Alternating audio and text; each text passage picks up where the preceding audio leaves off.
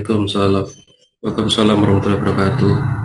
Selamat siang Bapak Ibu semuanya, senang sekali bisa Iya, bertemu kita pada webinar kita hari ini.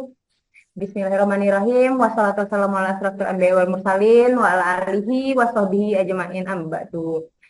Pertama dan utama sekali, marilah kita panjatkan puji dan syukur atas kehadiran Allah Subhanahu wa taala yang telah memberikan rahmat dan karunia-Nya kepada kita semua sehingga kita dapat hadir pada webinar hari ini.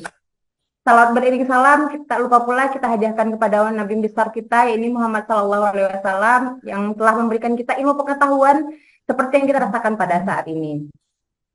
Yang terhormat kepada pimpinan langsung terbit beserta jajarannya, yang terhormat komentari hebat kita, Bapak Raditya Veda Rifanda SHMH, dan yang teristimewa kepada Bapak Ibu yang telah bersedia hadir pada webinar hari ini.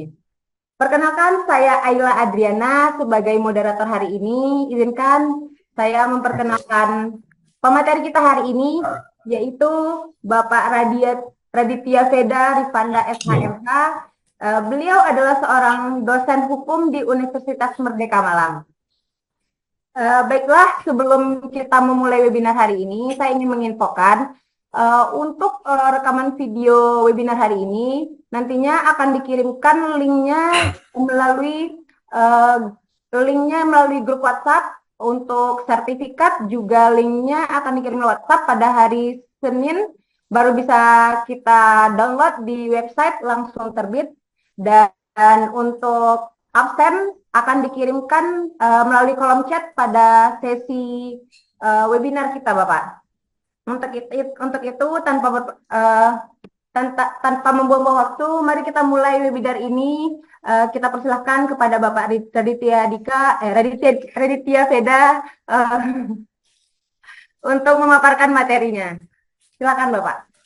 terima kasih Mbak Ayla sebagai moderator dan sebagai host. Selamat siang semua. Assalamualaikum warahmatullahi wabarakatuh. Salam sejahtera buat kita semua. Perkenalkan, nama saya Raditya Veda Rifandana, asal dari Jawa Timur ya. Saya dosen di Fakultas Hukum Universitas Merdeka Malang sejak tahun 2015, yang dimana pada saat itu saya masih posisinya dosen kontrak, akan tetapi pada saat ini sudah dosen tetap dan memiliki NIDN dan kepangkatan ya. Dan masih sekolah, saya masih sekolah ya. Akan tetapi saya sedikit dan memberikan pengalaman saya bagaimana sih membimbing mahasiswa secara efektif ya. Di sini saya tidak apa ya namanya ya, tidak terlalu pintar, tetapi kita berbagi pengalaman saja dan kita belajar ya, saling sharing di sini bahwa mahasiswa itu bagian dari penerus bangsa ya. Kita tidak tahu besok dan seterusnya mahasiswa ini adalah pengganti kita di universitas kita yang kita ajar ya, yang kita mengajar. Karena bagian dari mahasiswa ini adalah bagian penerus bangsa. Bahkan dari pengalaman saya bahwa mahasiswa ini ada kalanya mereka mengajar di universitas lain. Sehingga pengalaman saya pada saat membimbing mahasiswa itu adalah pada saat pengabdian masyarakat, ibu-ibu, bapak-bapak ya, dan mbak-mbak sekalian yang hadir dalam webinar ini pada Zoom ini. Pada awal pengabdian itu saya membimbing mahasiswa yang dimana pada saat itu di suatu desa itu sama sekali sudah mati perekonomiannya, sudah mati kegiatan 17 Agustusnya, maka dari itu saya mendekatinya dengan cara kekeluargaan. Nah, di sini kekeluargaan ya. Dua kunci membimbing mahasiswa adalah kekeluargaan dan responsibel, bertanggung jawab. Apa itu kekeluargaan? Maka kita perlu mengetahui lingkungan sekitar, kenapa pada saat pengabdian itu di suatu desa itu kok bisa mati perekonomiannya, kenapa kok kegiatan 17 Agustus kok tidak berjalan, ada apa ini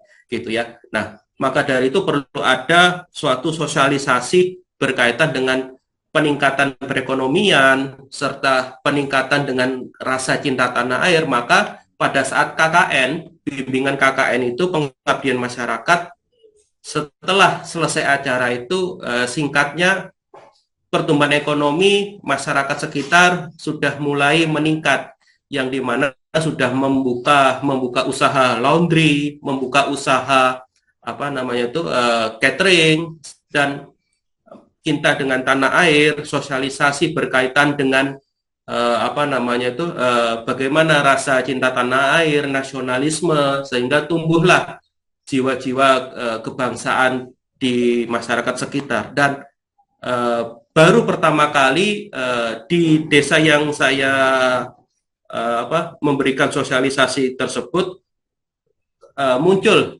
rasa cinta tanah air dan kembali mengadakan apa namanya tuh pada waktu itu upacara bendera 17 Agustus pada saat itu.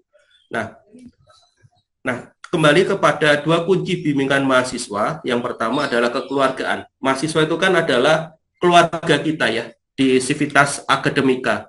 Keluarga kita yang dimana calon penerus bangsa yang memiliki hak untuk diperhatikan, disayang, dicintai, dan dihargai. Nah, mahasiswa ini kan nantinya akan menjadi penerus kita di dunia akademisi, sehingga dosen itu juga subjek sama dengan mahasiswa juga, subjek yang mereka lebih dahulu ya, dosen ini lebih dahulu memiliki pengalaman seperti karya-karyanya, serta kerapian, serta dosen juga memiliki kekurangan. Saya sendiri pada saat membimbing mahasiswa itu pasti ada kekurangan ya, baik secara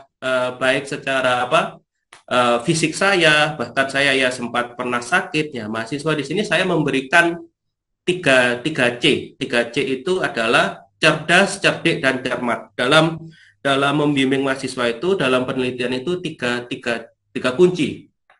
Satu kunci, 3C. Maksudnya apa? Cerdas, cerdik, dan cermat. Cerdasnya itu mahasiswa memerlukan dan memahami peristiwa yang akan dihadapi, dan penelitiannya itu apa saja yang ingin diteliti. Lalu cerdiknya adalah bagaimana cara memahami dan mengatasi kekurangan-kekurangan yang ada di lapangan. Nah, cermatnya berkaitan dengan suatu penulisan. Kekurangan penulisan itu dari titik koma, besar kecilnya huruf, terus peletakan footnote itu juga kita harus perhatikan dalam hal ini.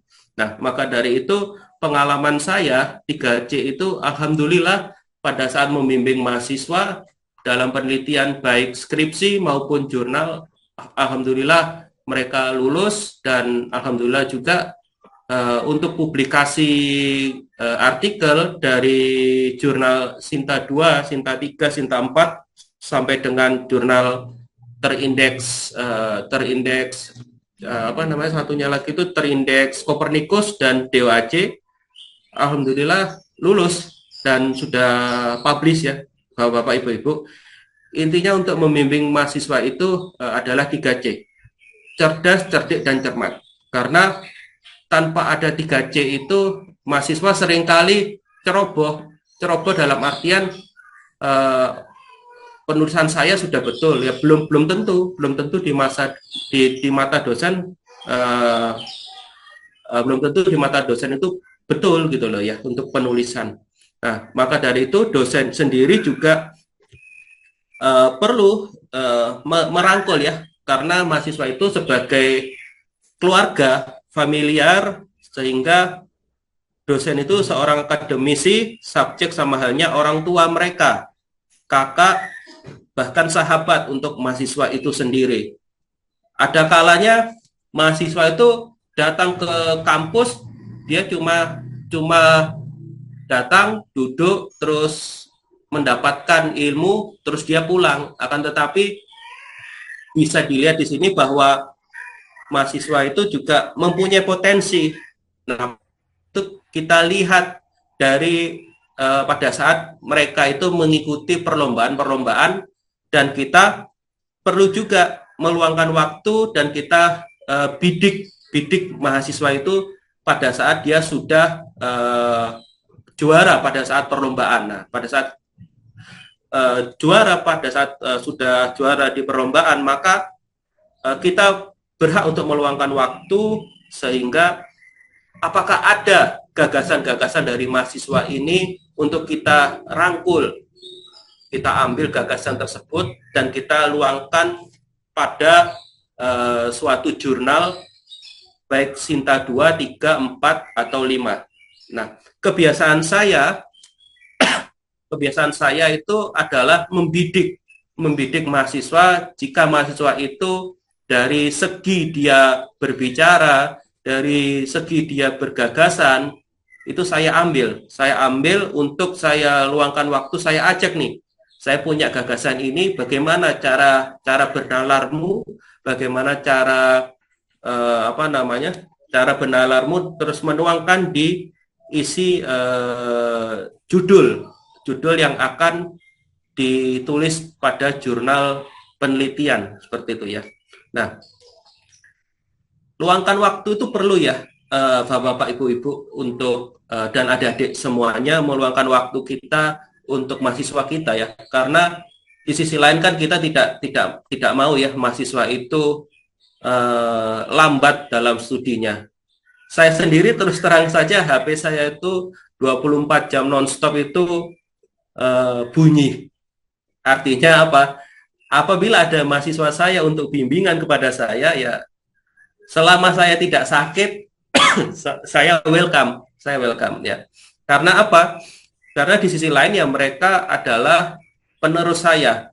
Karena pada saat nanti kita sudah tua ya, pada saat kita sudah tua, kita sudah pensiun, mereka yang meneruskan jejak kita untuk melanjutkan amanah dari Undang-Undang Dasar, karena mencerdaskan kehidupan bangsa. Nah, luangkan waktu di sini, ajak mahasiswa kita untuk bertukar pikiran, terus berikan pengalaman terbaik kepada mahasiswa, gagasan, pemikiran, baik itu penelitian atau pengabdian. Nah, tadi untuk pengabdian itu awal pertama saya membimbing mahasiswa, akan tetapi pada saat adanya acara di kampus saya di Universitas Merdeka Malang itu ada pengabdian masyarakat. Artinya dosen itu diberi kesempatan untuk mengabdi kepada masyarakat ya, terkait tridharma perguruan tinggi ya, karena dosen itu menjalankan tridharma perguruan tinggi.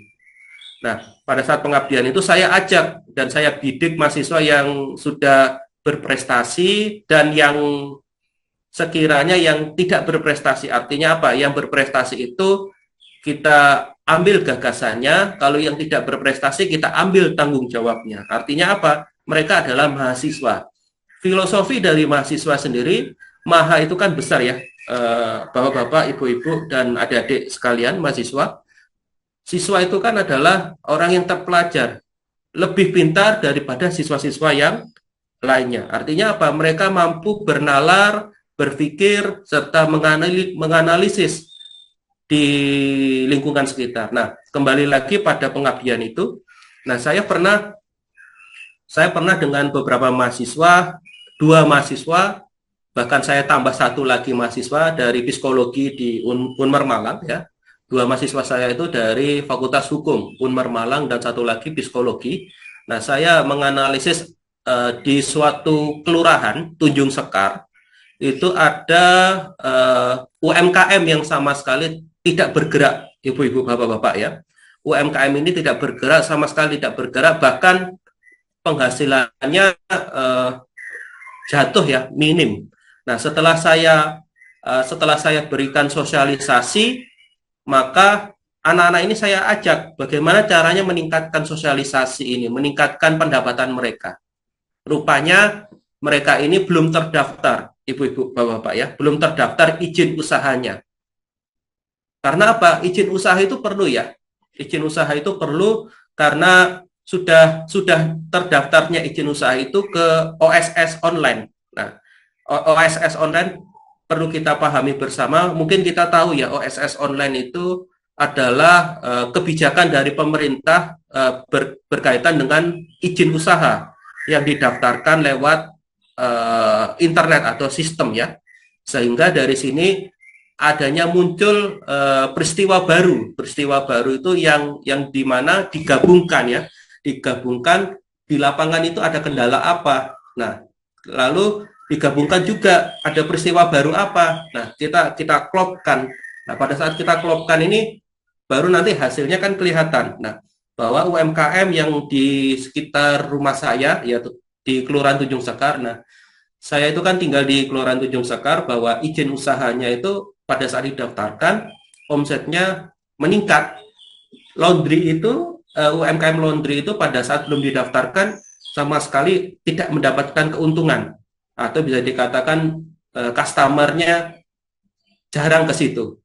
Nah, pada saat sudah didaftarkan, keluarnya sertifikat itu banyak peningkatan sampai 100% dalam dalam dalam 1 bulan. Nah, sama halnya yang UMKM satu lagi catering, ada dua UMKM ya di daerah Kelurahan Tunjung Sekar, itu ada 2 UMKM. Nah, yang satu lagi catering juga sama, untuk omsetnya juga bertambah. Jadi perlunya usaha ini yang dimiliki oleh masyarakat, oleh warga sekitar di kelurahan, di suatu daerah ya, itu perlu kita perhatikan gitu.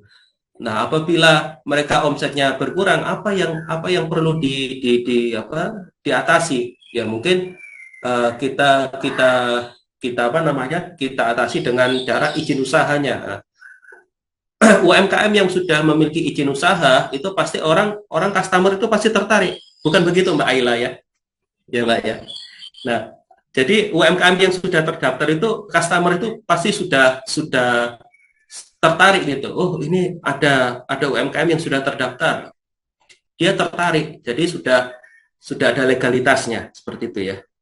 Ibu-ibu, bapak-bapak dan adik-adik mahasiswa partisipan. Nah, selanjutnya penelitian. Penelitian ini saya mengajak mahasiswa saya yang mungkin yang hadir di sini. Yang pertama itu dari jurnal nasional. Jurnal nasional ini yang bukan Sinta ya, bukan Sinta. Karena kalau Sinta itu lebih mengedepankan kepada kualitas dari jurnal itu sendiri. Tetapi kalau jurnal nasional kan dia lebih cenderung menarik para penulis untuk segera menulis di jurnal tersebut, sehingga jurnal nasional ini nanti untuk pemeringkatan. Tapi kalau jurnal nasional jurnal nasional yang bersinta ini dia lebih cenderung kepada seleksinya. Nah, lalu untuk jurnal pengabdian masyarakat ya juga sama. Jurnal pengabdian masyarakat kalau kita ketahui ada juga yang bersinta, juga ada.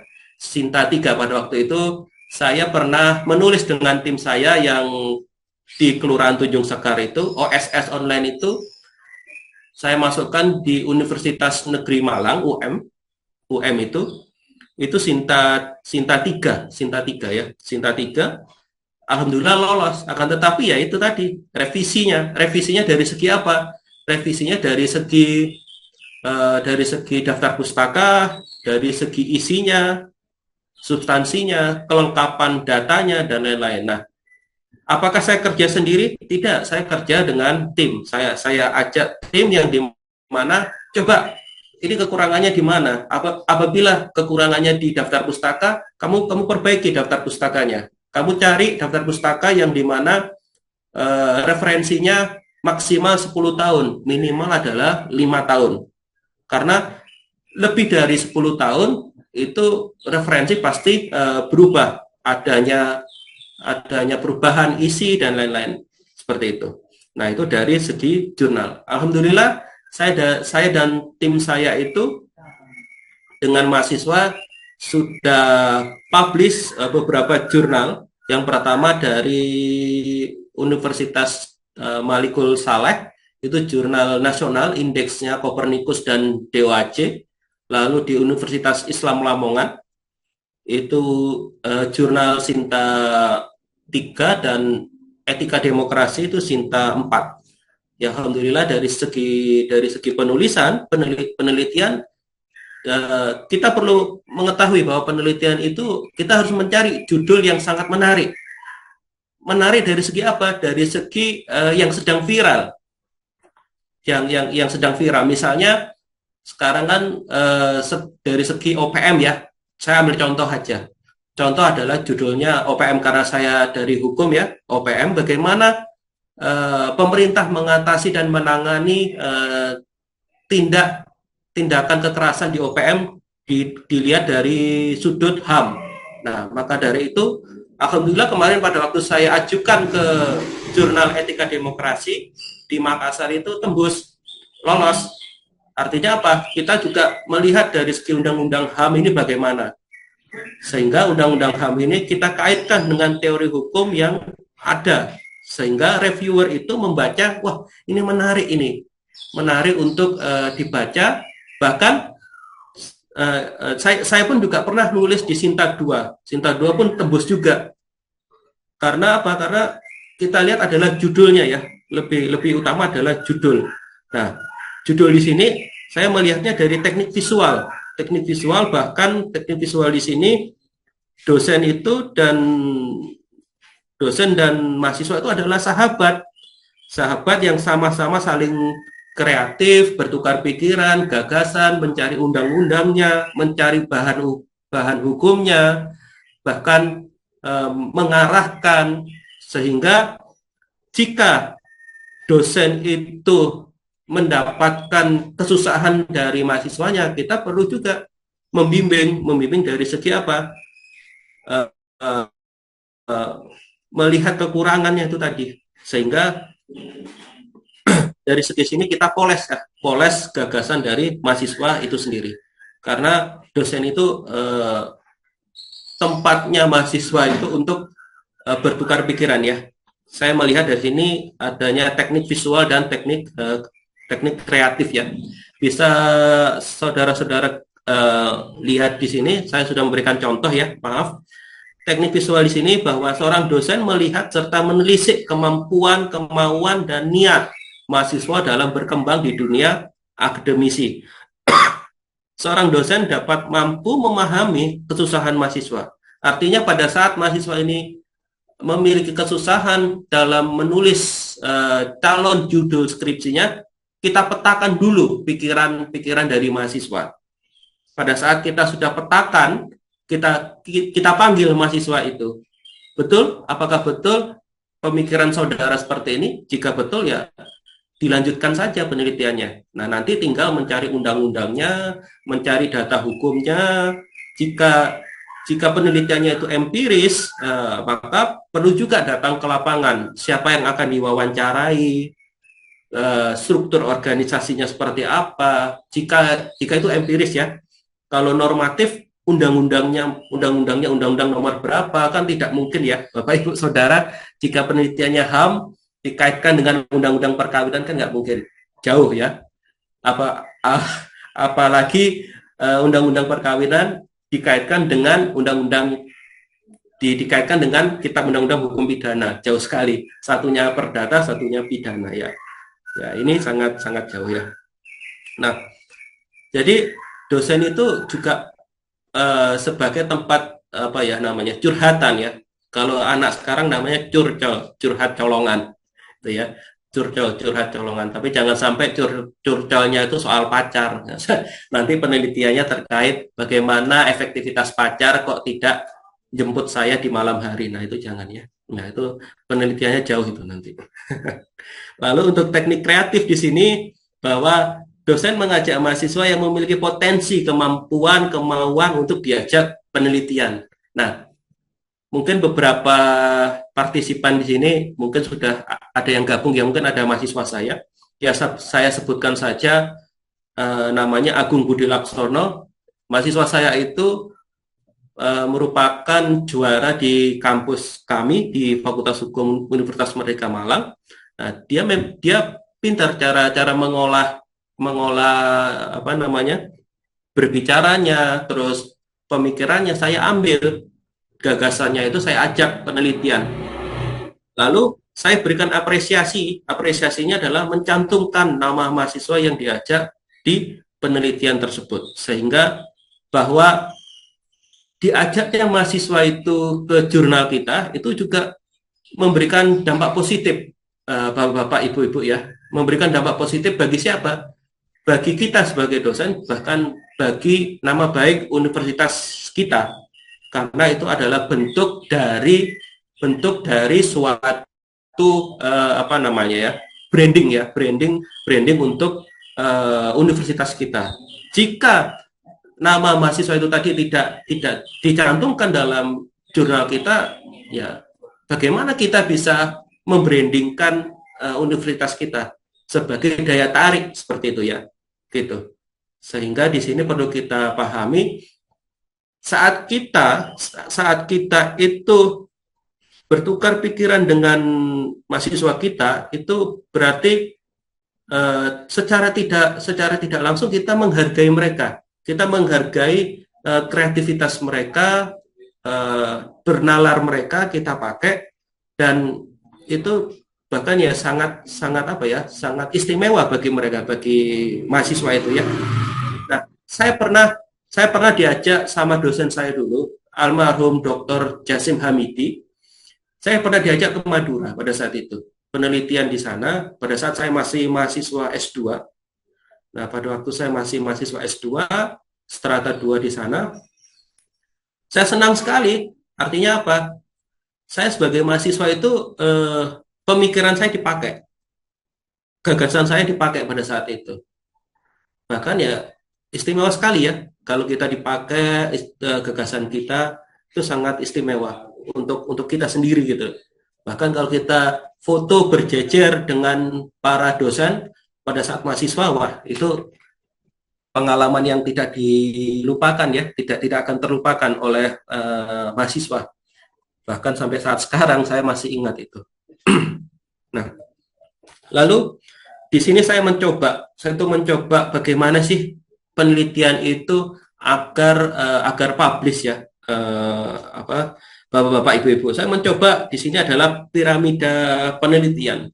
Nah, piramida penelitian pada saat ibu-ibu dan bapak-bapak, mas-mas dan mbak-mbak mahasiswa ya, di sini saya yang pertama adalah startnya dari ujung ya, ujung piramida dulu. Ujung piramida ini adalah peristiwa atau isu dari penelitian yang akan kita ambil.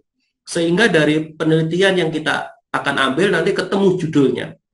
Nanti muncul suatu latar belakang masalah, tujuan dan manfaat penelitian, jenis penelitian, metode pengumpulan data, bahkan nanti muncul juga nanti rumusan masalah, permasalahan objek yang akan dibahas di bab selanjutnya. Maka pembahasan di sini akan diperkuat dengan metode pengumpulan bahan penelitian yang dianalisis dengan suatu permasalahan yang nantinya goals-nya adalah kesimpulan dan saran.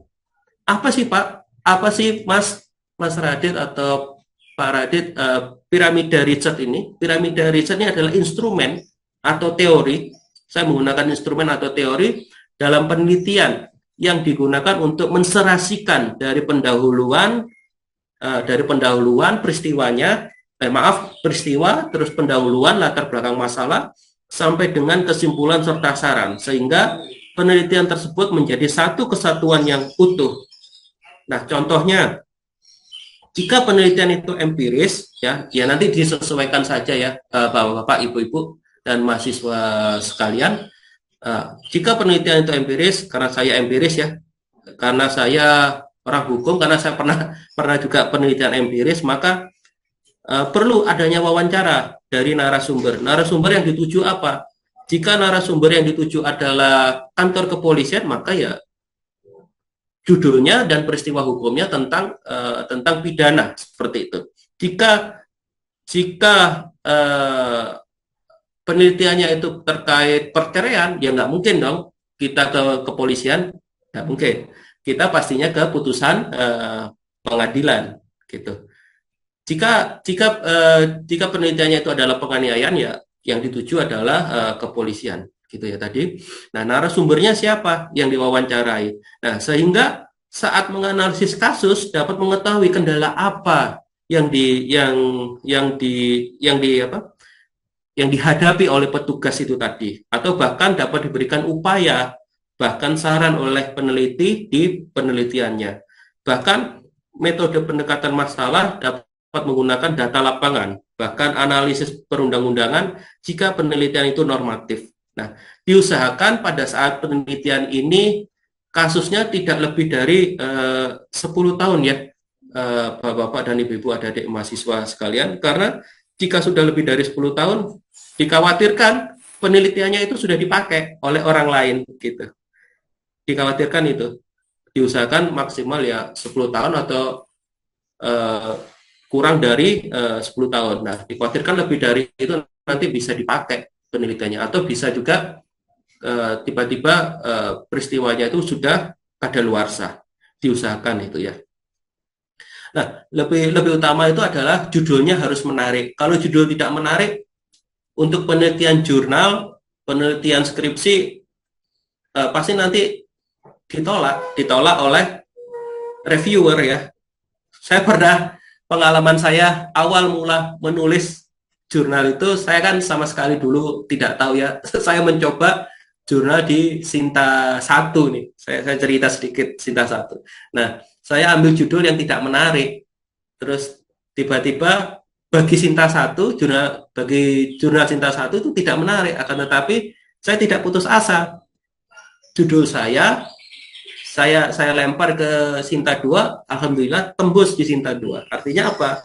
Kita juga perlu mencari judul yang menarik, judul yang sesuai dengan kapasitas jurnal yang kita tuju, seperti itu. Jika judul itu tidak menarik, pasti akan ditolak oleh reviewer. Nah, maka dari itu pemerintah itu kan Ristek Dikti ya, itu kan menyediakan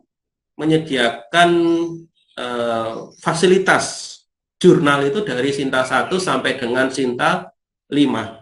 Nah, itu perlu kita perlu kita ajak mahasiswa kita ini untuk penelitian di jurnal dalam hal ini.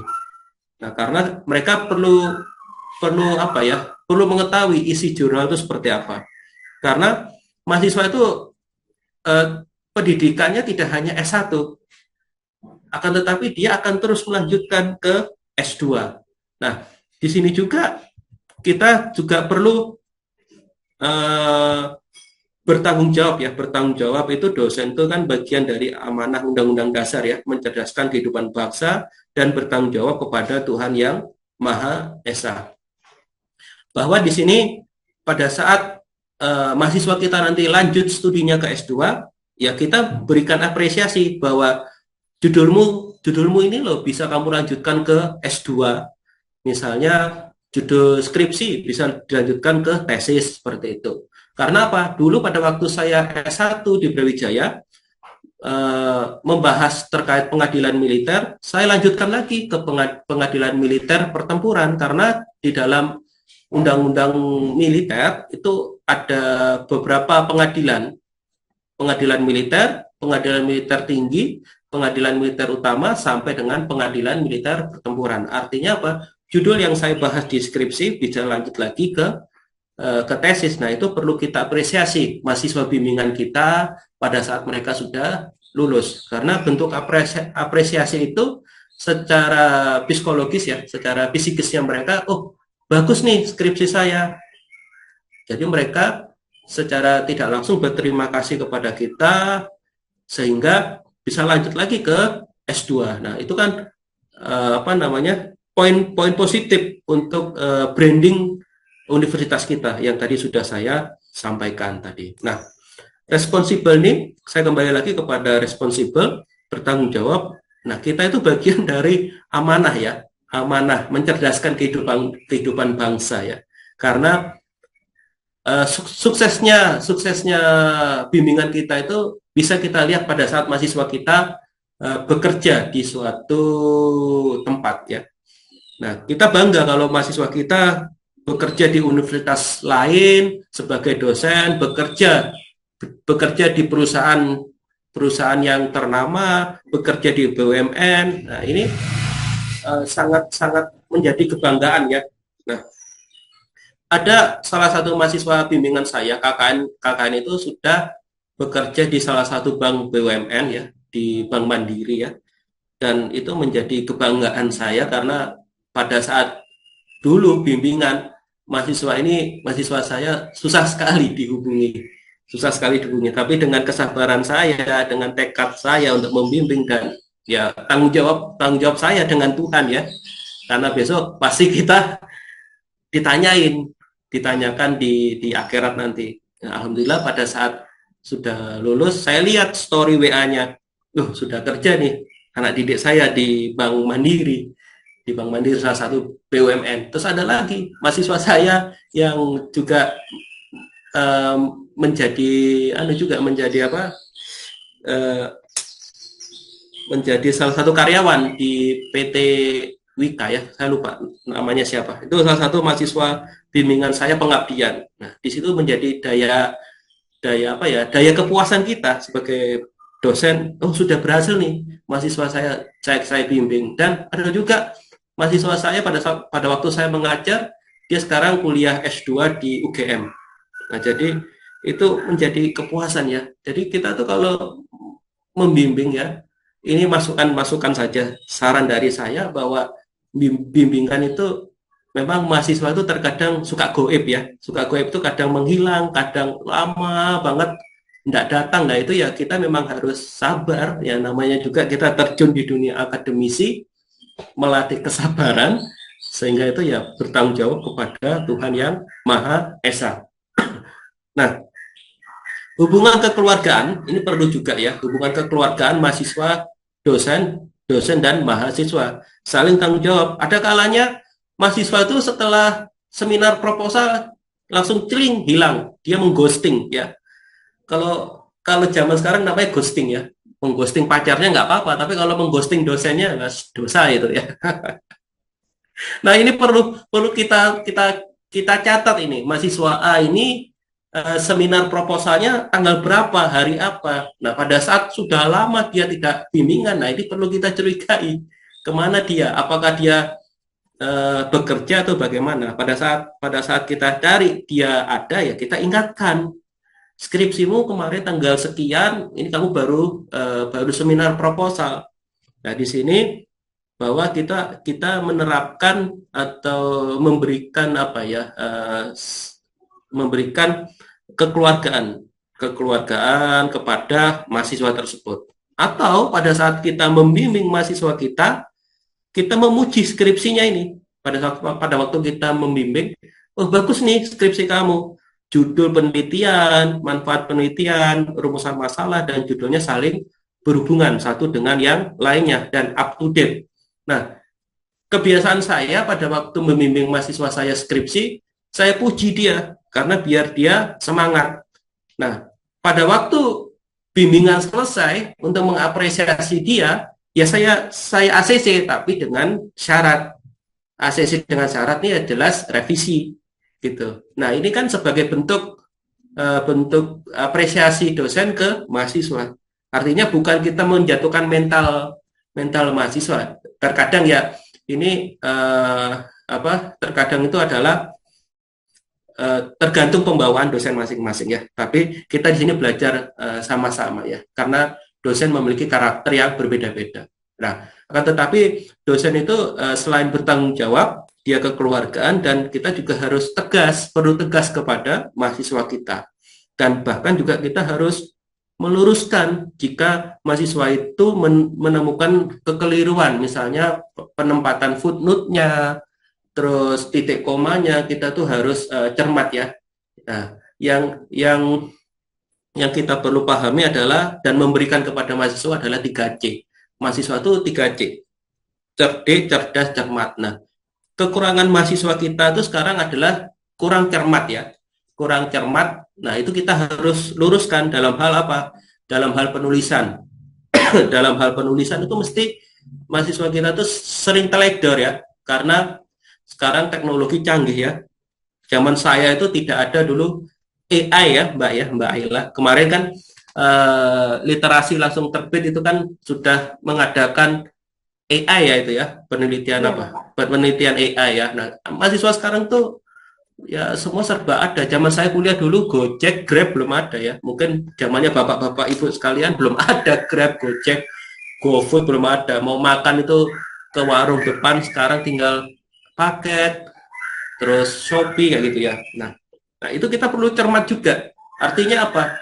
Eh, cara-cara dosen yang zaman dulu tuh perlu kita terapkan. Karena apa? Karena di perusahaan pun ya mereka untuk mengurusi dokumen juga harus cermat ya, teliti. Nah, itu seringkali saya temukan di mahasiswa saya. Artinya saya bukan menyalahkan, tapi saya memberikan langsung kepada mahasiswa. Misalnya pada saat mengajukan proposal ini, kamu kerjakan dulu. Pada saat ada kesalahan, bukan saya menyalahkan, tapi saya memberikan instruksi. Ini yang salah. Saya memberikan contoh. Misalnya awal kalimat, awal huruf, huruf itu harus huruf besar. Depannya adalah huruf besar.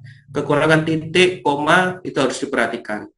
Karena apa? Tanda baca itu ibaratnya kita kalau naik sepeda motor ada lampu merah kita terabas, itu kan sama halnya seseorang atau orang lain membaca tulisan kita itu tidak paham gitu ya. Baik titik, koma itu juga harus diperhatikan dalam hal penulisan. Nah, itu adalah cara-cara yang saya kira bisa bisa kita pahami ya dalam kiat-kiat efektif untuk membimbing mahasiswa kita penelitian. Nah, artinya di sini kita saling belajar ya. Mohon maaf jika tadi saya memberikan gambaran mahasiswa saya bukan saya memamerkan atau bagaimana, tidak, karena suatu kebanggaan jika mahasiswa kita bekerja di PT ternama, di CV ternama, itu menjadi kebanggaan kita semuanya ya, para dosen akademisi ya di seluruh Indonesia seperti itu. Nah, lalu dosen itu perlu memiliki personal branding ya. Artinya apa? Personal branding ini kepercayaan yang diberikan kepada kita karena kita kan akademisi.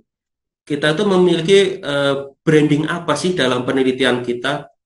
Kita memiliki branding apa dalam pengabdian? Nah, ya, menurut saran hemat saya, alangkah baiknya jika ada dosen-dosen muda di Zoom ini, jika ada dosen-dosen muda, alangkah baiknya lebih lebih lebih dahulu mengikuti pengabdian masyarakat karena itu adalah personal branding dosen membimbing mahasiswanya pada saat mahasiswa itu menemukan masalah di pengabdiannya seperti itu.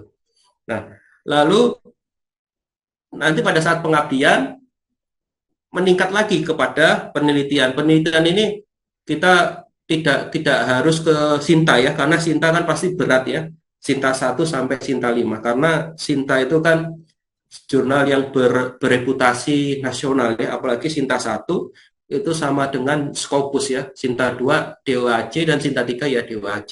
Yang tergantung dari kebijakan masing-masing jurnal. Nah, lebih baik ya kalau saran hemat saya personal branding dosen itu apabila dosen muda itu melangkahnya dari pengabdian dulu.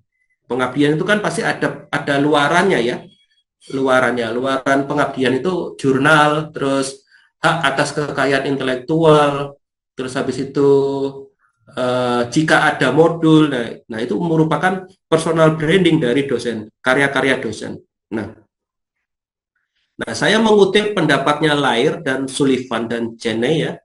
Personal branding ini adalah suatu proses pembentukan persepsi masyarakat. Nah, persepsi masyarakat ini adalah mahasiswa bahwa kita itu sebagai dosen mampu dan sanggup dan dipercaya nih sama anak-anak kita, mahasiswa kita, terhadap diri seseorang yang dipandang sebagai merek.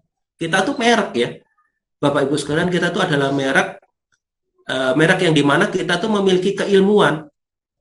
Kita tuh memiliki keilmuan baik di bidang eksakta maupun di bidang non eksakta. Kita tuh memiliki branding di sini. Nah, sehingga pada saat kita memiliki branding itu, mahasiswa itu melihat kita, oh, bapak si A, ibu si B ini memiliki branding, dia memiliki latar belakang penelitian, misalnya penelitian korupsi, penelitian manajemen, penelitian terkait kimia, atau penelitian terkait terkait elektro. Nah, ini menjadi branding untuk mahasiswa gitu ya. Jadi kita pamerkan karya kita gitu ya. Nah, dosen itu adalah merek ya, merek di dunia akademisi. Dosen itu adalah merek di dunia akademisi yang dimana memajukan universitasnya, memajukan anak didiknya, memajukan juga masyarakatnya, karena salah satu bentuk dari Tridharma itu sendiri. Nah, sehingga mahasiswa itu tertarik untuk kita ajak nulis. Kalau kita dosen itu tidak memiliki karya, bagaimana dosen bisa dipercaya oleh mahasiswanya? Nah, karena dosen itu juga tidak hanya mentransfer pengetahuan, knowledge ya, pengetahuan, tetapi pengalaman si dosen ini, dia memiliki jurnal pengabdian, dia memiliki modul dan karya-karya ilmiah lainnya. Pada saat awal saya menjadi dosen itu saya terjunnya mengabdi itu kepada masyarakat dulu, membimbing mahasiswa itu dalam hal KKN terlebih dahulu. Nah, lalu setelah saya mampu dan memiliki branding saya lanjutkan kepada jurnal proceeding. Jurnal proceeding, terus naik lagi kepada jurnal nasional, lalu naik lagi kepada jurnal internasional. Bahkan nanti kalau mampu juga dosen-dosen muda ini bisa menulis buku-buku ya. Nah, di CV literasi langsung terbit ya Mbak ya, itu kan di dalam grup WA-nya kan ada apa itu Mbak namanya ya, menulis kolaborasi ya, Ya, Pak.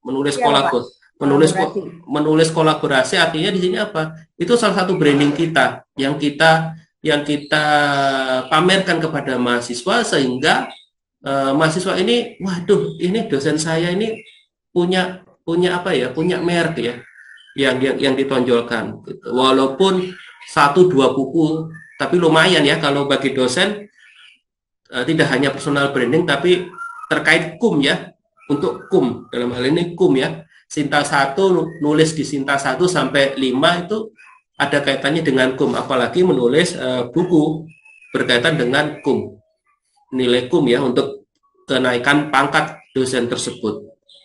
Nah,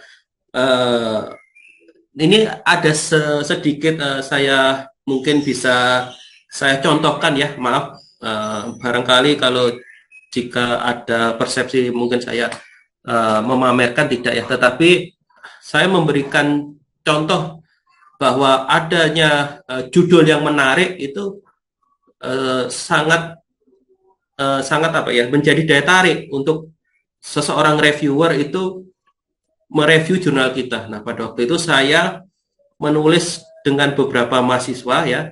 Di situ bisa kita lihat ada dua mahasiswa saya. Yang pertama Widiantoni Hermawan dan Elok Faradina. Ini sangat sangat sangat aktif di kampus saya, sehingga saya memiliki judul yang menarik, yang dimana pada saat apa ya, pencalonan calon legislatif, bahwa kita lihat kalau kita mendaftar pekerjaan pasti kita diberikan tes psikotes, tes segala macam ya, tes segala macam, tes psikotes. Akan tetapi kenapa calon legislatif ini kok tidak diberikan standarisasi persyaratan pendaftaran calon legislatif? Nah, pada saat itu saya masukkan kepada suatu jurnal Sinta 5 ya, di Jurnal Surya Kencana 2, alhamdulillah sudah publish ya, sebelah kiri slide. Terus yang di sebelah kanan itu Sinta 3, Sinta 4, seingat saya ya. Itu di Universitas Negeri Malang, berkaitan dengan sosialisasi serta pembinaan kuliner dan non kuliner. Nah, dalam hal ini yang sudah saya sebutkan tadi bahwa UMKM itu perlu juga didaftarkan ya, karena membantu.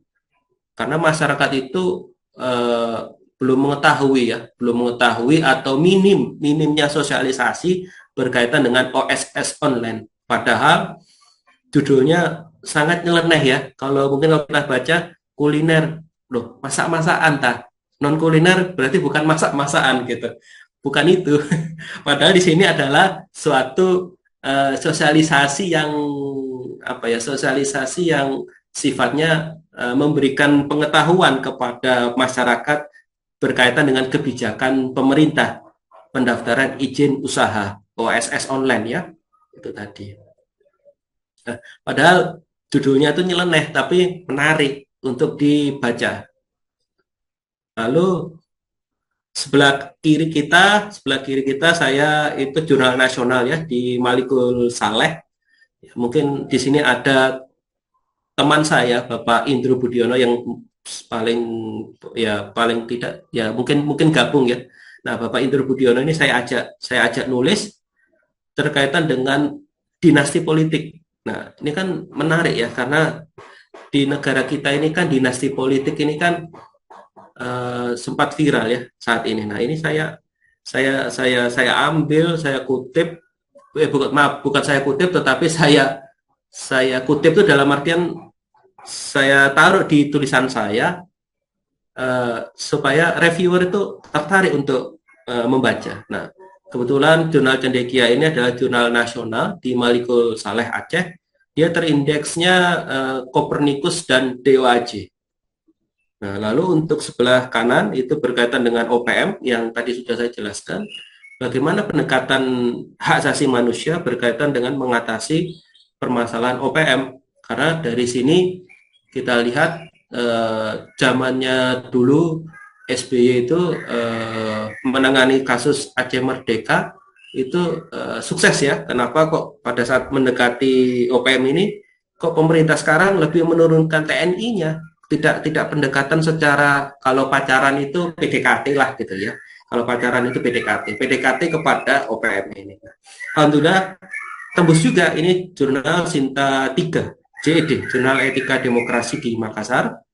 Kebetulan juga saya ajak juga nulis beberapa dosen di luar dan saya ajak nulis juga mahasiswa saya agar pemikiran mereka, pengetahuan mereka, gambaran mereka oh seperti ini toh, jurnal itu seperti ini. Karena jurnal itu adalah singkatan atau tulisan karya ilmiah yang tidak terlalu ribet seperti skripsi yang harus dicetak tebal, tetapi jurnal itu nanti dipublish secara website ya. Semua orang bisa membacanya secara terbuka, bisa membacanya seperti itu. Nah, oke itu saja dari saya. Nih ada sebuah pantun, jalan-jalan ke Kota Magetan, jangan lupa beli ketan, ayolah kawan kita semangat untuk penelitian. Karena penelitian ini merupakan suatu pekerjaan ya, pekerjaan yang sangat menarik, yang sangat menarik dan memberikan wawasan kepada mahasiswa kita. Lalu jalan-jalan berdua tak dapat izin, harus bersama di Abang Parmin. Hidup disiplin dan juga rajin, masa depan pasti terjamin. Nah, itu adalah suatu pantun yang dimana kita sebagai dosen menyemangati mahasiswa kita untuk kita ajak penelitian dan mengembangkan universitas kita masing-masing. Saya rasa itu saja. Terima kasih. Wassalamualaikum warahmatullahi wabarakatuh. Mungkin ada saran atau kritik, silakan. Baik, terima kasih kepada Bapak Radit atas paparan materinya yang sangat bermanfaat bagi kita semua, sehingga ini menjadi tambahan ilmu bagi kita semua ya Bapak. Baik, saya akan menyimpulkan untuk membimbing mahasiswa, para dosen perlu memiliki 3C, yaitu cerdik, cermat, dan cerdas.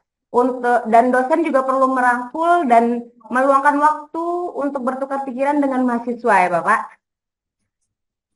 Betul Mbak, betul seperti itu. Karena kalau kita tidak meluangkan waktu ya mahasiswa itu ya menganggap kita ya bukan dosen gitu ya. Baik, sekali lagi saya ingin menginfokan untuk sertifikat dapat dilihat pada website langsung terbit.com pada hari Senin dan akan kami kirimkan linknya melalui grup WhatsApp, dan PPT hari ini akan kami kirimkan juga melalui grup WhatsApp nantinya. Baik. Kita buka saja sesi tanya jawabnya.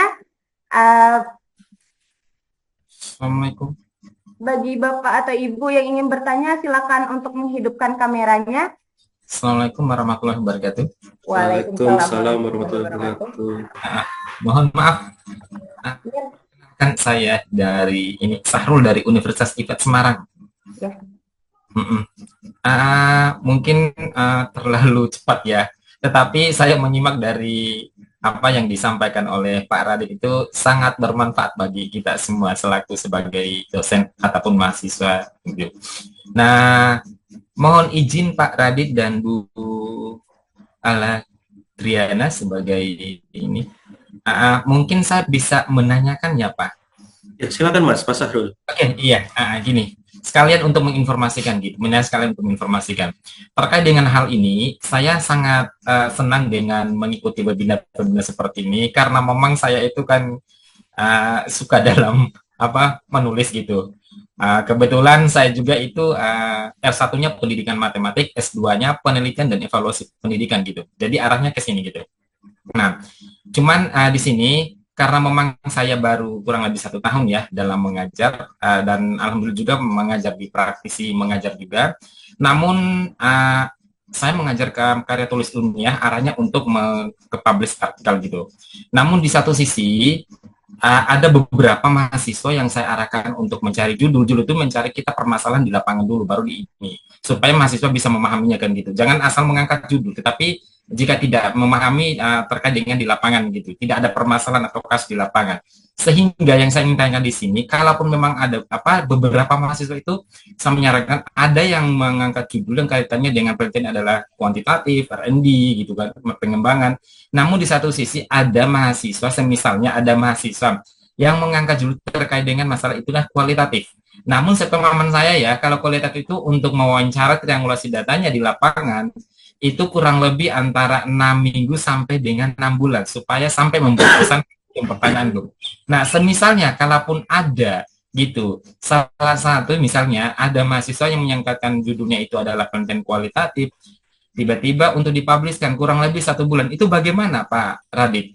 Mohon arahannya seperti itu. Oke, terima kasih. Mungkin ini langsung dijawab, Mbak Silakan Ayla. Bapak. Oke, eh, kebiasaan saya, Mas Sahrul, untuk penelitian kualitatif ataupun kuantitatif ini nanti bisa dikombinasikan, Mas Sahrul, sehingga dalam hal ini kombinasikan itu artinya kita perlu mengarahkan jika kualitatif dan kuantitatif dan berkaitan dengan wawancara, bahkan data-data di lapangan dan data-data di buku gitu ya, itu bisa bisa dikombinasikan. Dan kita juga perlu turun juga di lapangan membantu membantu mahasiswa seperti itu, membantu mahasiswa kita turun di lapangan pada saat datanya ini diperlukan segera ya, ya data itu diusahakan jangan sampai 6 bulan seperti itu. Karena kita sendiri juga perlu, karena perlunya untuk apa? Untuk penerbitan jurnal dan lain-lain gitu. Karena di sisi lain kombinasi dari kualitatif dan kuantitatif ini saran saya eh, agar tidak mempersulit mahasiswa itu sendiri, Mas Harul. Ini kalau hemat saya, karena saya kan orang hukum ya, karena saya dari sarjana hukum ya, ya saya kombinasikan antara penelitian kuantitatif dan kualitatif itu sendiri. Kalau jika di lapangan sulit untuk mendapatkan data ya, mau tidak mau dosen juga harus turun ke lapangan untuk membantu mahasiswa tersebut, karena untuk mengatasi yang namanya gratifikasi itu tadi, Mas Harul. Itu saran saya. Terima kasih, Mas Harul. Iya, sama-sama Pak Radit. Terima kasih. Baik, selanjutnya adakah Bapak atau Ibu yang ingin bertanya? Silahkan Baik, menunjukkan terima kasih. kameranya.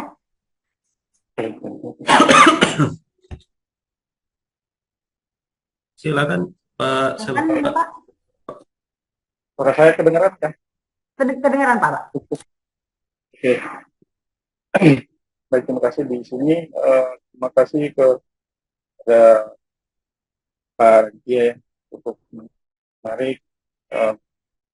Saya hanya meminta apa ya tips dan trik mengenai apa ya eh, dosen di sini ya, karena eh, saya boleh dibilang apa ya, mau terjun ke dunia dosen gitu. Jadi mungkin ada tips dan trik dari eh, Pak Raditya, kemudian apa saja begitu yang mungkin saya persiapkan gitu, karena ya sekarang saya masih bekerja bukan dosen, tetapi uh, karena keingintahuan dan mengikuti ini, jadi saya ini apa ya, ada tips, mungkin tips khusus dari Pak Raditya terkait itu. Terima kasih. Oke, saya langsung jawab Mbak ya, Mbak Ayla. Saya mohon izin untuk menjawab pertanyaan dari Mas Takdir Ruslan. Oke. Silakan Bapak. Oke. Jadi singkat cerita saja Mas ya, Mas Takdir Ruslan.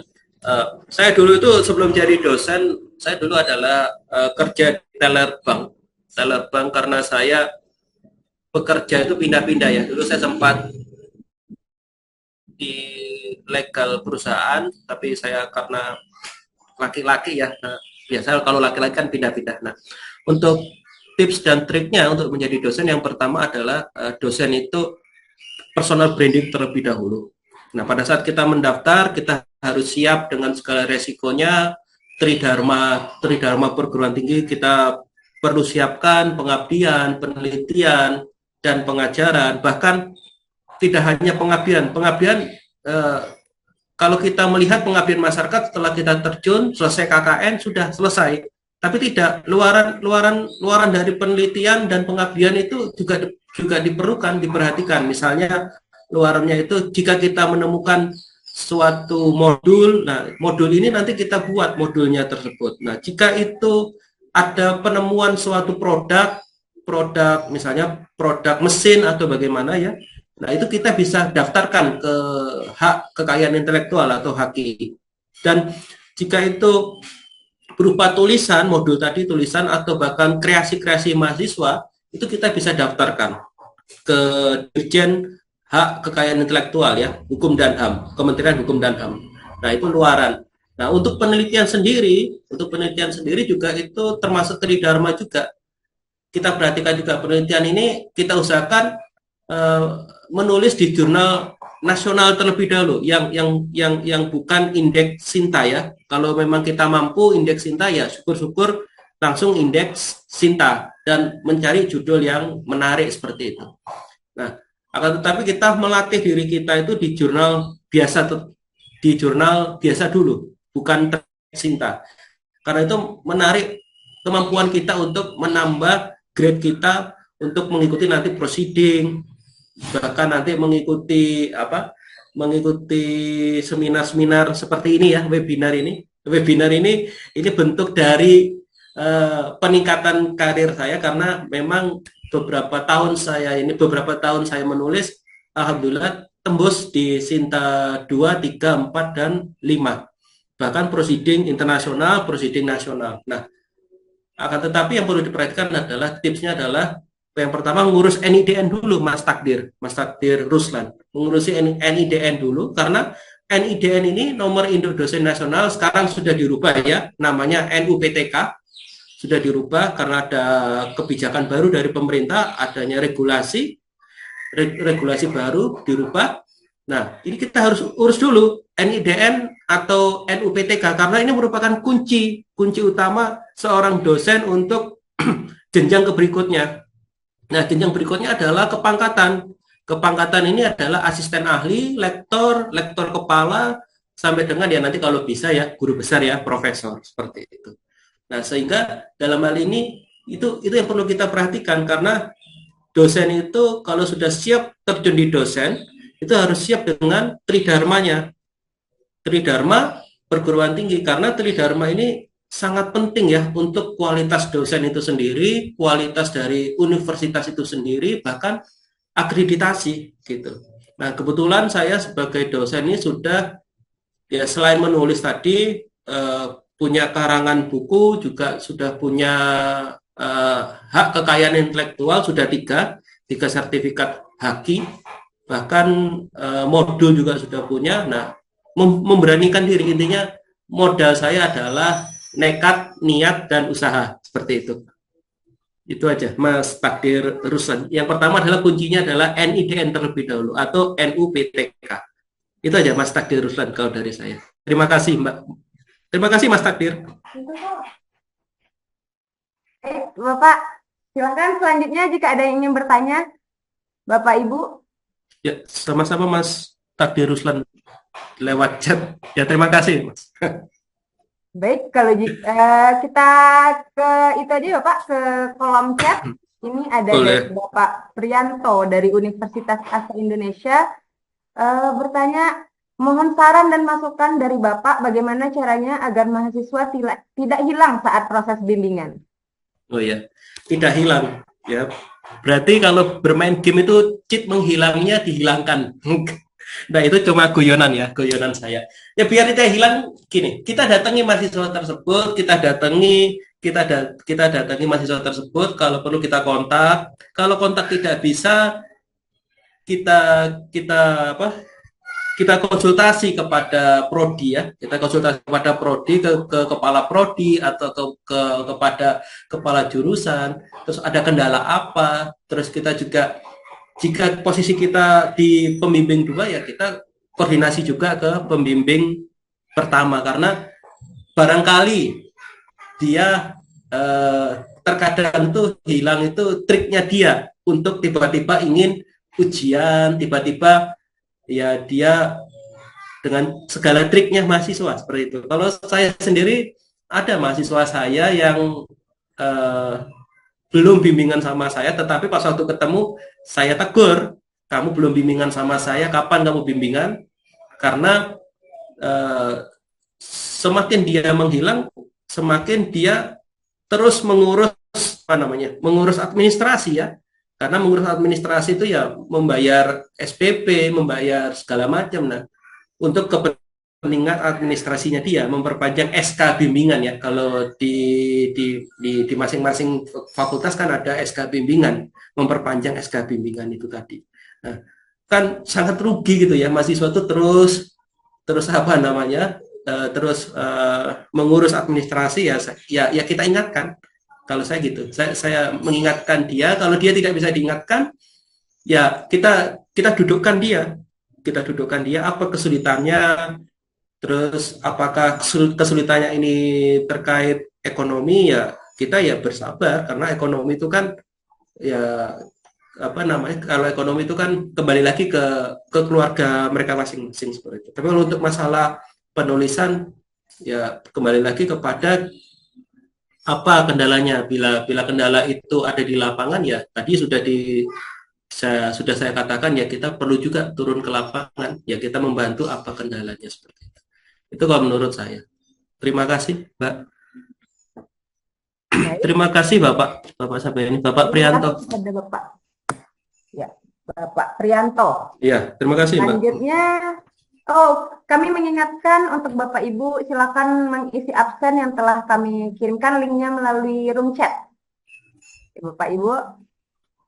Baik, selanjutnya dari Bapak Suherman, izin bertanya Bapak, bagaimana pendekatan yang paling jitu dalam merangkul mahasiswa untuk menjadi tim penelitian dan penulisan?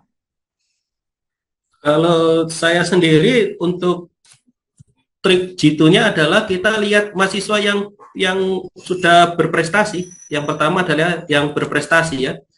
Misalnya dia mengikuti lomba terus dia menang, kita tarik untuk mengajak dan bergabung pada penelitian kita. Itu kalau yang berprestasi ya, Mbak ya. Tapi kalau yang tidak berprestasi, yang penting adanya niat.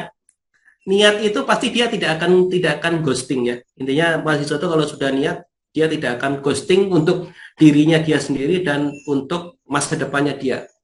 Karena mahasiswa sekarang sukanya ghosting itu, tiba-tiba hilang, tiba-tiba ganti HP, ganti nomor HP dan lain-lain. Nah, trik jitunya adalah yang pertama kita lihat dulu dia berprestasi atau tidak. Kalau dia berprestasi, kita ajak gabung, kita lihat pemikirannya, kita ajak nulis. Kalau dia tidak berprestasi, kita lihat juga dia memiliki potensi atau tidak. Kalau dia memiliki potensi, Yang penting ada niat itu tadi. Kalau dia ada niat kan pasti dihubungi pasti bisa. Kalau dia tidak ada niat sampai kapanpun kalau dihubungi pasti tidak bisa. Kalau tidak ada niat itu aja. Tips itu dari saya.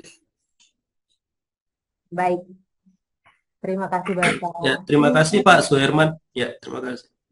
Nah, ini ada lagi Bapak. Banyak yang bertanya ternyata di kolom komentar Bapak. Di kolom Iya. chat. Ya Mbak, ini kalau di ruangan audiens besar kayak misalnya di ballroom, saya sebagai kayak kementerian saya ini. Baik, kita. Oke, silakan, Nah, Mbak. ini ada dari Ibu Vina Putri Stebi. Bagaimana peran dosen dalam pembelajaran jarak jauh dalam membimbing, mendukung, dan menginspirasi mahasiswa dalam penelitian? Silakan dijawab Bapak. Oke, ini Vina Panduwinata ya, bukan ya? Oh, bukan. Mbak Vina Putri Stebi. Ini masih ada hubungan keluarga sama artis ini ya. Oke. Oke, saya jawab ya Mbak Vina. Salam kenal Mbak Vina dan teman-teman semua. Untuk membimbing mahasiswa jarak jauh itu adalah yang pertama, ya kita pertama adalah luangkan waktu, terus kita mencari data-data yang akurat, kita pelajari penelitian mereka, kita pelajari jenis penelitian mereka, sehingga jarak jauh itu tidak menyurutkan kita untuk membimbing ya. Karena saya pernah membimbing ya jarak saya sekarang itu kan tinggal di kota Pasuruan ya, Bangil Pasuruan. Nah, mahasiswa bimbingan saya di Malang. Jadi saya lewat Zoom, saya lewat video call dan membimbing seperti biasa, kekurangan dia apa, jenis penelitiannya seperti apa, lalu pembelajaran pasti terkait pengajaran, terus data-data yang kita sinkronkan dengan penelitian mereka seperti itu. Jadi untuk membimbing ini dan mendukung, menginspirasi mahasiswa itu adalah ya personal branding kita. Kalau kita bisa membimbing mereka dengan baik dan bijak, meluangkan waktu, sehingga dosen ini bukan seperti mohon maaf jika ada yang tidak berkenan. Dosen ini bukan sebagai hantu ya, atau dulu killer ya. Mahasiswa itu mesti menganggap kita itu dosen itu killer. Kita itu bukan killer, ya kita rangkul aja mereka. Kita rangkul mereka, kita pendekatan secara emosionalnya mereka seperti itu. Kalau saya menganggap mereka adalah sahabat dan teman dan adik saya sendiri. Gitu. Baik secara pembelajaran, membimbing dan mendukung mereka supaya mereka skripsinya itu lebih cepat selesai. Gitu. Itu saja kalau dari saya. Terima kasih Mbak Vina dan Mbak Ayla. Terima kasih Bapak. Banyak sekali Mbak ya. Banyak Bapak. Untuk sesi tanya jawab kita lanjut, mungkin bisa WhatsApp Bapak langsung. Ya silakan Mbak. Insya Allah saya welcome, kecuali kalau saya sakit ya. Kalau saya sakit sulit. Selanjutnya untuk Bapak Sahrul Takdir Ruslan, Bapak Prianto, Bapak Suherman dan Ibu Vina. Mungkin satu lagi Mbak. Mungkin satu lagi ini ada Evi Lova ini Mbak. Silakan. Oh iya Bapak. Baik. Mungkin satu lagi Mbak. Soalnya nanti saya jam 4 mau ada urusan. Baik. Mohon maaf. Ini satu pertanyaan terakhir ya Bapak Ibu. Ya silakan. Mohon tips dan trik dari Pak Radit agar bisa menjadi dosen yang produktif, khususnya dalam hal melakukan penelitian. Silakan Bapak.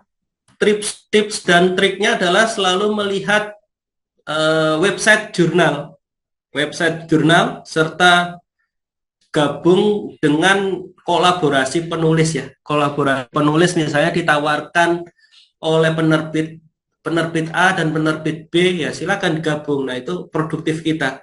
Ya tidak usah muluk-muluk jurnal sampai Scopus. Ya saya juga belajar juga untuk menulis Scopus. Nah yang saya belum tembus adalah Scopus karena itu penasaran saya. Nah rasa penasaran itu nanti akan menjadi buah untuk kita sendiri. Hasilnya bangga gitu. Kalau saat kita bangga terhadap produktivitas kita sebagai dosen, ya nanti itu menjadi apa ya, menjadi kenang-kenangan seperti itu. Nah, saya alhamdulillah yang sudah saya sampaikan tembus Sinta 2, Sinta 3, Sinta 4, kecuali Sinta 1 saya belum tembus karena masih tahap OTW ya, on the way untuk penelitiannya. Nah, di sini ada salah satu dosen yang gabung dengan saya penulisan ya, Pak Indro tadi, Pak Indro Budiono itu gabung dengan saya menulis, ya sempat sempat nulis dengan saya. Nah, yang belum saya tembus adalah Scopus, karena Scopus saya perlu juga belajar dengan para teman-teman dosen-dosen yang senior-senior, para guru besar ya. Nah, jadi kalau produktif di sini ya intinya satu, luangkan niat dan kita lihat website yang berkaitan dengan jurnal yang kita tuju untuk nulis. Jika kita mampu nulis di jurnal Sinta 4 ya kita tuju ke Sinta 4, kalau itu Sinta 3 kita tuju ke Sinta 3 gitu. Bahkan sekarang jurnal Sinta 2, Sinta 3 dan Sinta 4 itu sudah terindeks di DOAJ kalau kita perhatikan. Tidak hanya Sinta tapi juga bisa DOAJ. Nah, Sinta dan DOAJ ini kan sama-sama terindeks ya. Sama-sama terindeks tadi. Oke, terima kasih Mbak Evi. Saya kembalikan lagi kepada Mbak Ayla sebagai host. Baik Bapak, terima kasih atas jawaban dari pertanyaan para Bapak Ibu dosen ini semua Bapak. Baik, sekian untuk tanya jawab hari ini Bapak. Bapak Ibu, jika ingin bertanya mungkin minggu depan lagi ya Bapak Ibu, pada sesi webinar minggu depan. Baik, kepada Bapak Sahrul, Takdir Ruslan, Bapak Prianto, Bapak Suherman, Ibu Vina Putri, dan Ibu Evi Lova, silahkan untuk meninggalkan nomor handphonenya pada kolom chat untuk nantinya akan dikirimkan pulsa dari pimpinan kami Bapak Ibu semua. Terima kasih banyak Bu Dina. Saya inbox. Sekali lagi saya ingin mengingatkan untuk rekaman video kita hari ini akan dikirimkan linknya melalui grup WhatsApp kita, dan sertifikat juga begitu akan terbit pada hari Senin, dan untuk absen sudah kami kirimkan melalui kolom chat. Bagi Bapak Ibu yang belum tergabung dalam grup WhatsApp kami, mohon untuk gabung pada grup kami dan akan kami kirimkan linknya. Baik. Terima kasih Mbak Ayla sebagai host sudah membantu. Pak. Baik, terima kasih. Kita sudah sampai di penghujung acara Bapak Ibu semua. Terima kasih kepada Bapak Radit yang telah memberikan ilmu yang bermanfaat bagi kita semua. Terima kasih Bapak Ibu sekalian. Ya, terima kasih Mbak. Ya Bapak, dan terima kasih juga kepada Bapak Ibu semua yang telah ikut berpartisipasi dalam webinar hari ini. Saya sebagai host hari ini, mohon maaf jika banyak kekurangan. Terima kasih ya Bapak Ibu. Dan kami juga ingin memberikan info jika CV literasi langsung terbit tahun depan 2025 akan buka divisi jurnal kesehatan, manajemen, hukum, dan IT. Gitu Bapak Ibu semuanya. Sinta berapa Bu Ayla kesehatannya? Apa Bapak? Untuk kedepannya 2025 tuh jurnal kesehatan Sinta berapa Bu? Belum, itu baru akan dibuka tahun ini. Iya, nanti berkabar. Ya. Oke. Pak Radit, terima kasih. Iya. Terima kasih Pak Sahrul dan teman-teman. Ya. Salam kenal semua. Iya, jadi kan kita silaturahmi. Bagi Bapak Ibu yang belum mengisi absen, mohon diisi absennya karena 5 menit setelah acara ini selesai akan kami stop untuk absennya, pengisian absennya. Akhir kata Bapak, wabillahi taufiq wal hidayah. Assalamualaikum warahmatullahi wabarakatuh. Waalaikumsalam warahmatullahi wabarakatuh. Salam kenal semua. Terima kasih semuanya. Sehat-sehat Bapak Ibu semua. Sehat-sehat. Terima kasih. Ya, terima kasih semua. Sebelum berakhir kita foto bersama dulu ya Bapak Ibu. Mohon diaktifkan kameranya. Baik. Baik, pada slide pertama dulu ya Bapak Ibu, kita foto. 1, 2, 3. Baik, yang slide kedua. dua lagi Bapak Ibu. 1, 2, 3. Oke, baik. Terima kasih Bapak Ibu semuanya. Sama- Terima kasih Bapak Ibu semuanya. Sehat-sehat Terima selalu. Terima kasih. kasih Bapak Ibu.